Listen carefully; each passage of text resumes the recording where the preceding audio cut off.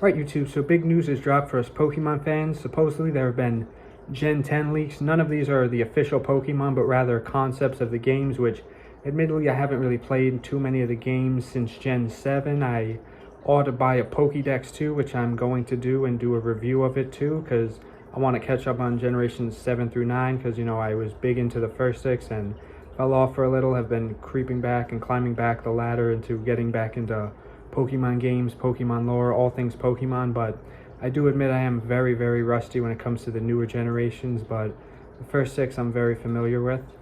But to me, at least, that's what makes Pokemon so amazing and so special, is no matter how long you forget for it or lose a tiny bit of interest like I did back in high school, which I'm embarrassed about, that, you know, once you get older or however many years pass, Pokemon will always be there. So the first piece of information about this supposed game is it releases in 2026, which I'm super happy about. I'm assuming it's probably because that's going to be Pokemon's 30th year anniversary, as well as the first Lego Pokemon set, so 2026 is getting more and more exciting. And the setting is Southeast Asia, or rather I should say the rumored setting is in Southeast Asia. I know the recent Pokemon game is going to be set in Paris, I believe, France, so it's cool to see some, you know, diverse change there. And I know Southeast Asia is somewhere I've been interested in visiting, especially like, you know, places like Thailand and Vietnam.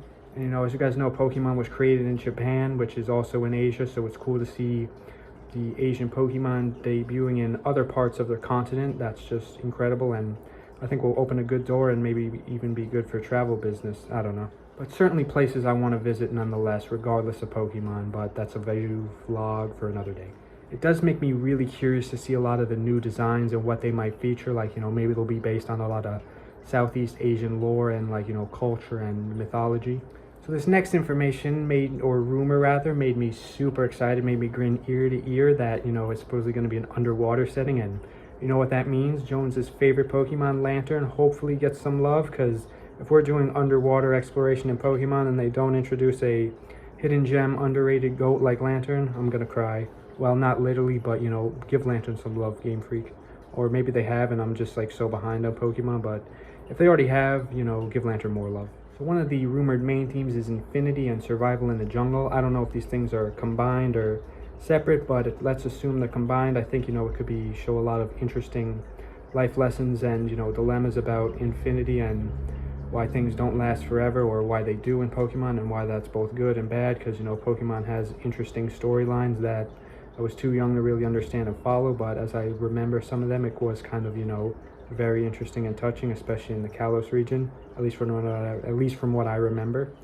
And, you know, if we're doing a jungle, I hope that this means we'll see some Hoenn Pokemon, such as the Gen 3 starter, Trico, Grovyle, and of course my second favorite Pokemon, Sceptile, because Sceptile is definitely a very good jungle lizard, and I'll hope we get, like, you know, a regional Sceptile based on more jungle that's a physical attacker, because as much as I love Sceptile, I just cannot stand that he's not that good in the games. And maybe that's secretly what's pushed me away from playing Pokemon so much, is I keep finding out so many of my favorite Pokemon are not good in battle.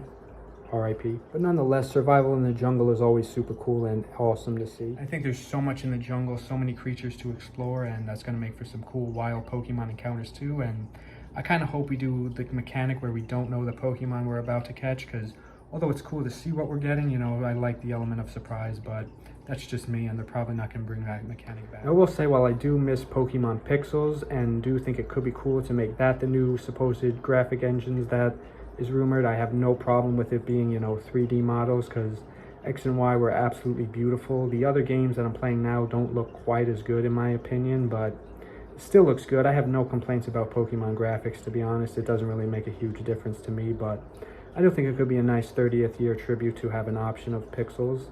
And the last thing is that it's going to be exclusive to the Switch too, which is not surprising, but almost disappointing to me. I mean, I kind of expected it anyways, but I'll have to invest in a Switch too, because I just have the current Switch. But pushes me to play more games and read my Pokédex that I'm going to order and give you guys a review on, because I need to catch up on Gen 7 through 9. Until then, I really enjoyed talking about this vlog. So to conclude, you know, I'll leave a link to a photo in the description below that has all this information summarized. But until then, thank you guys so much for watching. Can't wait to see the Southeast Asian adventures in Pokemon. Goodbye. And also, I can't wait to see the survival and infinity of the jungle too. Please bring back Sceptile, because No, that's actually bringing me to my point about my Pokemon sci-fi movie. No, I have not worked on it too much. Sorry. But yeah, can't wait for Gen 10. 30th year Pokemon anniversary, first Legos Pokemon coming soon. Goodbye.